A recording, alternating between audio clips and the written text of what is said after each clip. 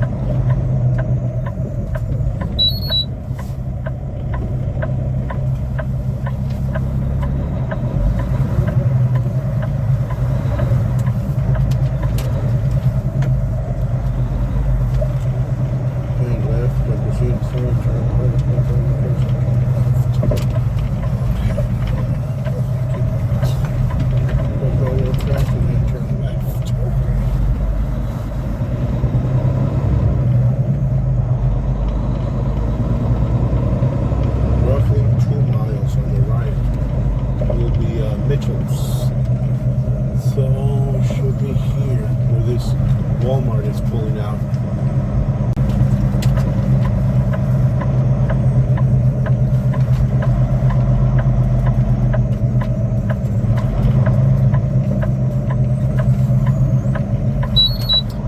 Yeah, let's see if it's here.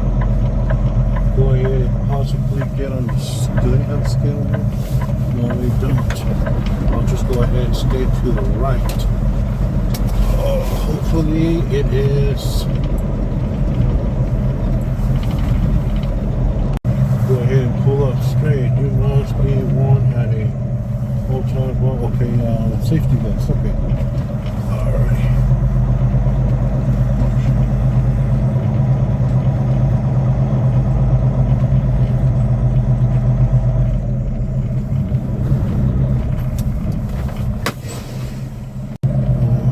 Where is it? 48777. 48 Lucky 7.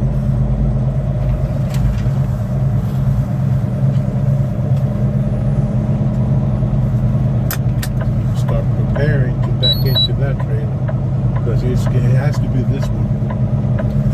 Yeah, 48777.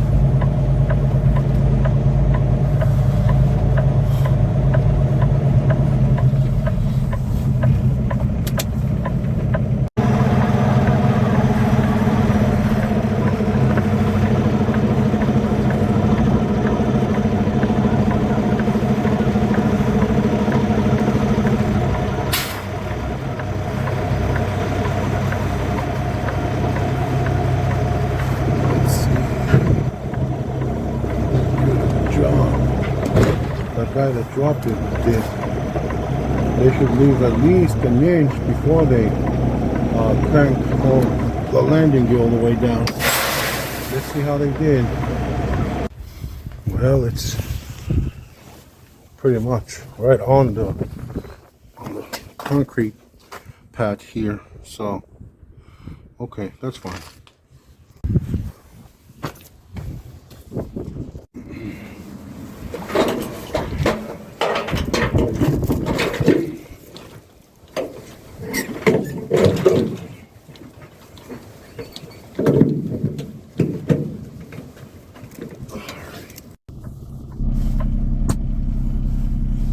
Alrighty, we sent the loaded call. I'm just waiting for them to reply back with a loaded confirmation, or that they received the loaded call as well. I've always, every single time I send the loaded call and start rolling, even though I already know exactly where I'm going, the GPS, I don't use this GPS for right and left turns or whatever. I just use it pretty much to give me an idea of how many miles is it to my next stop. For example, here my next stop is my fuel stop, so that pretty much gives me an idea of how far I'm from the next stop.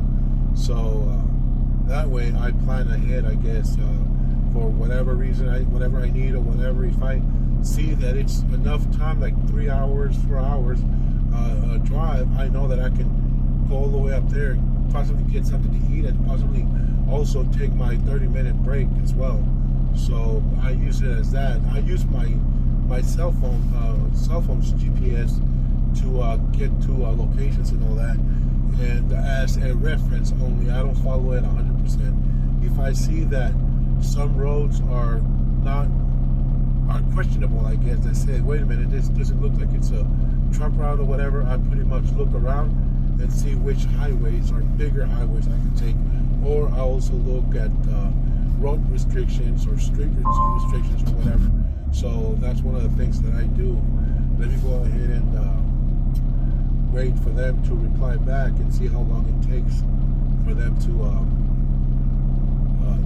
at least acknowledge that I'm loaded already. If not, I might have to call them, because on the weekends they only have a minimum amount of people working for all the trucks that are operating. So sometimes it takes them a while. So we'll go ahead and wait a few minutes and take it from there.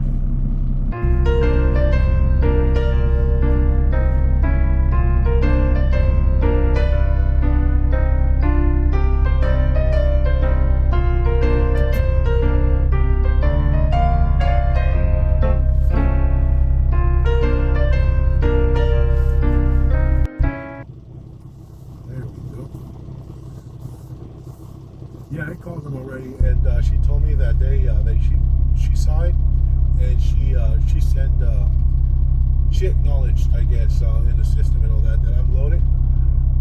So go up here to the guard shack and get the paperwork.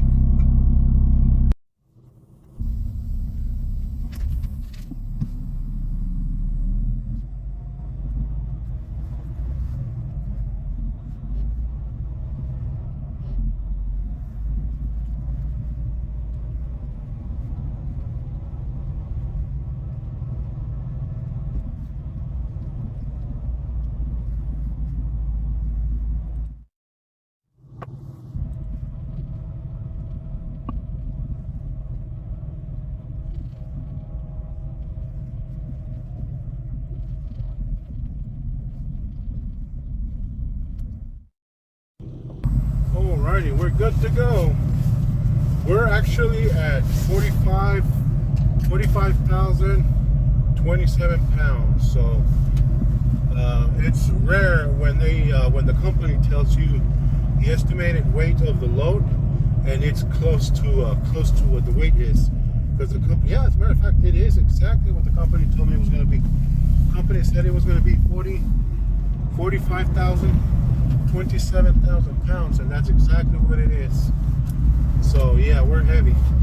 So we're gonna go ahead and stop at a truck stop, and then make sure that our weight is evenly distributed, and that we're good, I guess. We'll go ahead and take it from there. So we're gonna go ahead and take the road back to the way we got here.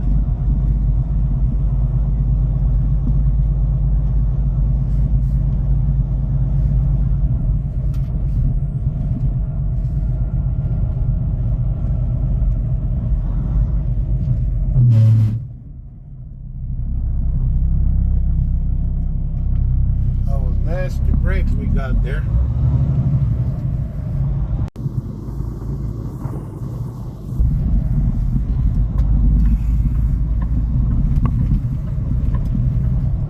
I set the trailer tandems to the 40-foot mark, to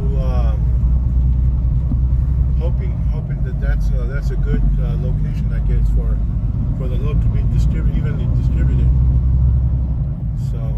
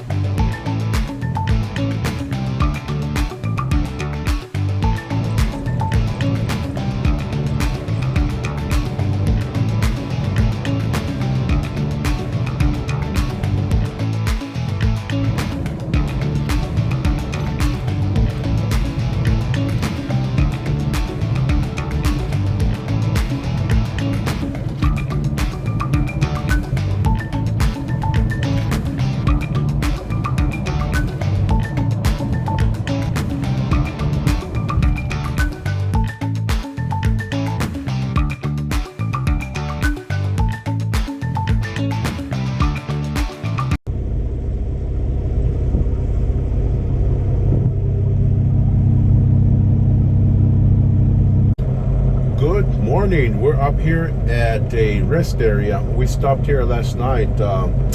It wasn't too late last night when I stopped, but I didn't want to continue any further because I was sure that I wasn't going to find any parking at any of the truck stops. You know, it was like around 7:30, 8, somewhere on there. Further east, obviously, it goes up 1 hour, so it was probably going to be like 9 or 10 by the time I got to wherever I was going. At least that I was thinking of stopping and taking a break. So I said, I might as well stop now and then take my break. We're 3 hours and 30 minutes from our destination where we're going to deliver this load. And then from there, we already have another load that we have to go pick up, and it's ready now.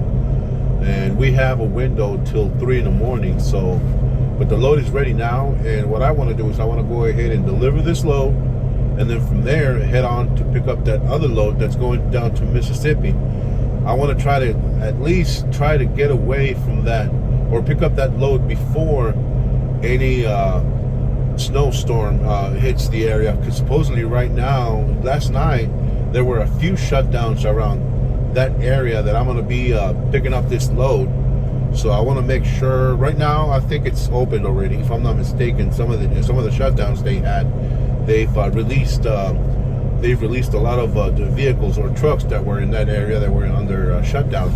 So what I'm going to do, I'm going to go ahead and try to see if I can head up there ASAP and then pick up that load and then come back down south to possibly better hopefully this weekend, better weather conditions. Even though it's Sunday, I guess pretty much the weekend is almost over already. So at least get away from that really bad weather, and so we'll go ahead and do that, and we'll take it from there.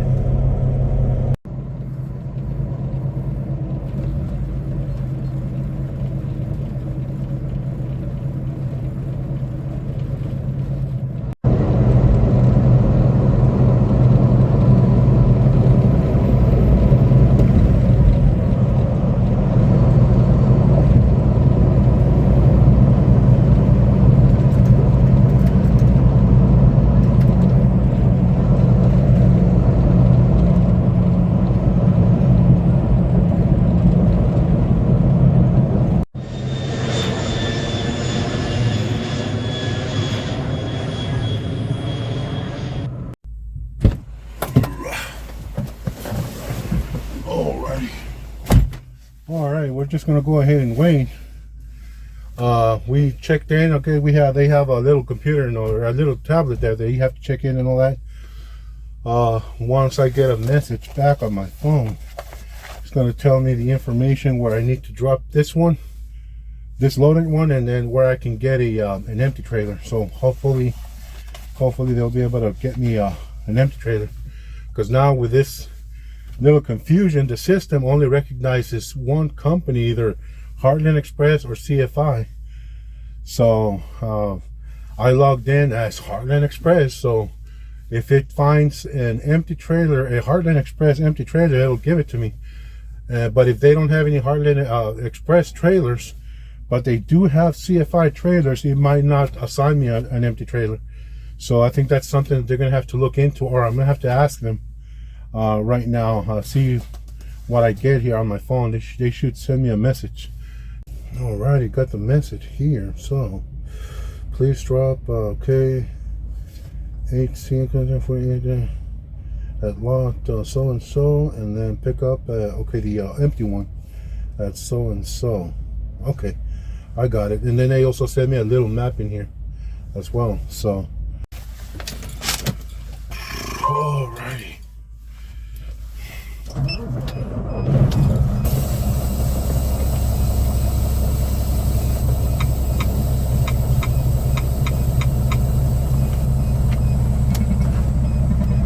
Alrighty, let's go ahead and look for that spot that I need to drop this one at, and take it from there. Alright, we're going to drop this one at lot 1207.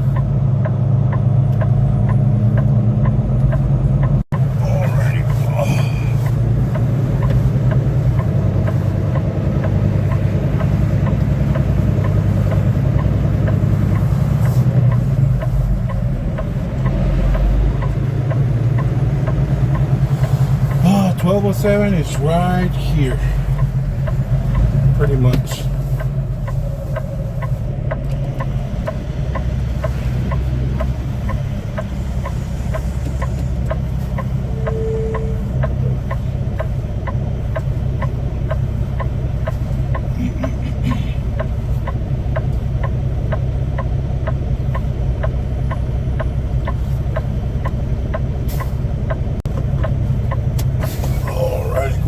Back in here quick.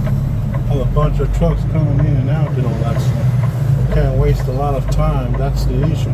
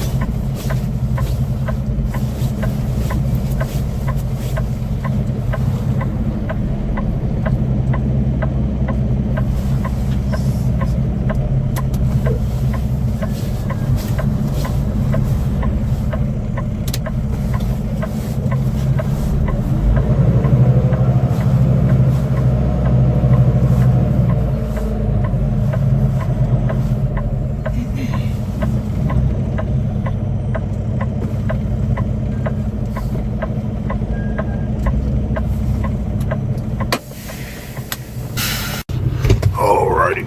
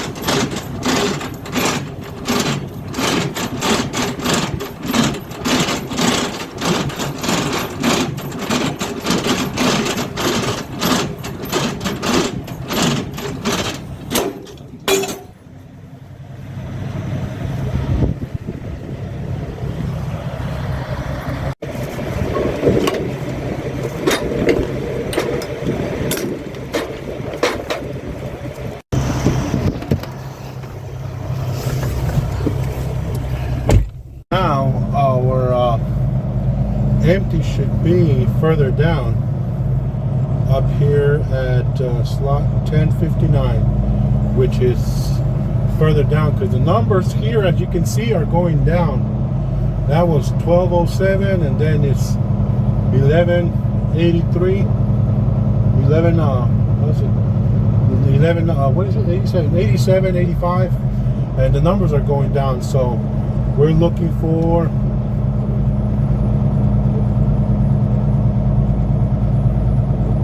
1059 and the trailer number. They should also have the trailer number on this. The trailer number is 52083. So now we know, we just have to look for that spot 1059, and then that the trailer, make sure that the trailer that's on that slot is the same as the trailer that was assigned to us.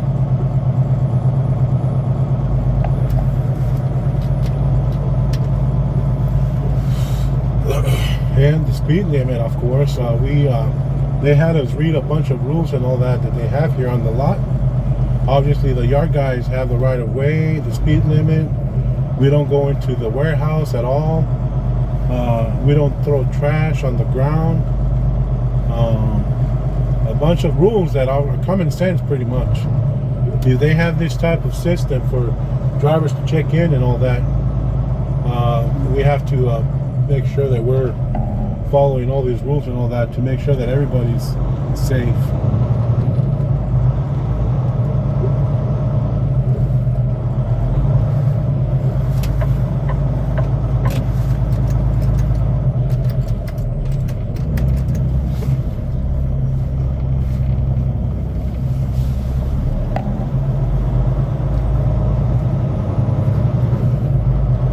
Had this guy behind me wanting, he still sees that this guy's backing in and he still wanted to go around me.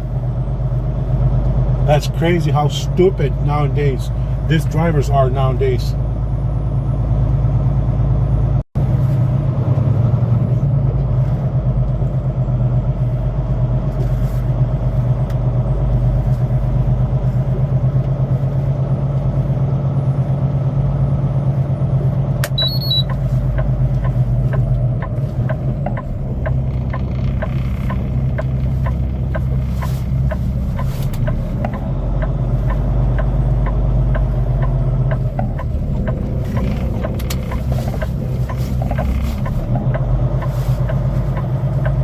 looks like this trailer behind me was actually dropped pretty good, I guess. I think they lowered it too much.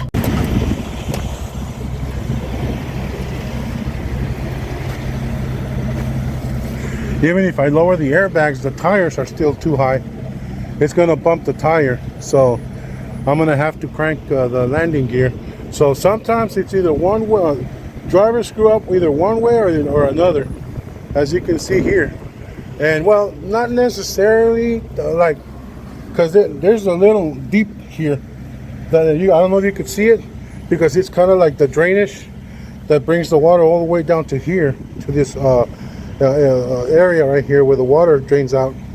So it's pretty much that. It's not necessarily that they didn't do it right or whatever, you know, like, because I hadn't noticed that until right now that I saw it. So let me go ahead and crank it up to clear the tires. You can see right here, it should clear the tire on both sides, so we should be good.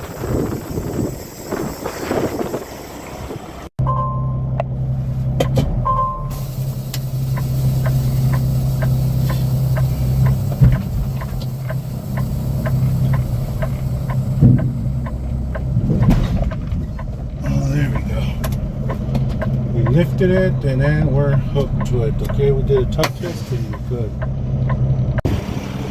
Now we proceed to checking the trailer. I don't know if you can notice this damage right here. I don't know if that was done here or if it was done elsewhere. It looks old. It looks pretty old. So I'm gonna check the inside, see how it looks on the inside, the wall. The lights and everything looks good. Yeah, you can see the inside of the wall, how it's damaged. Those rails, I guess, that come all the way down where you clip the strap. It's bent inside or inward. So we're gonna have to take it like this, see if they accept it, and then up there at the place where I'm going to pick up the other load. So it doesn't look like it's leaking or it has any damage, just by what I can see, but we'll see. Go ahead and take it from there. The tires on this side look good. Alrighty, everything else looks good. Lights work, signal lights, the brake lights. Okay, now we're done with this. I'm gonna go ahead. I had to do a little report, I guess, on that on the inspection, and then take a picture of that dent or that damage that the trailer has. I inspected the inside of the trailer and all that. It doesn't have any holes or anything. It's just that huge scratch that it's dented inward, I guess. It doesn't look like there's any holes or anything. So I'm gonna go ahead and start heading up to that other place to pick up the load. It shouldn't cause us an issue. It shouldn't be an issue because the structure of the trailer still looks good. It's not like it's gonna fall or whatever. So we'll go ahead and go pick up that other load, and hopefully everything will be fine. So I'm gonna go ahead and end the video here. So thanks for watching, and I'll see you guys in the next video. Don't forget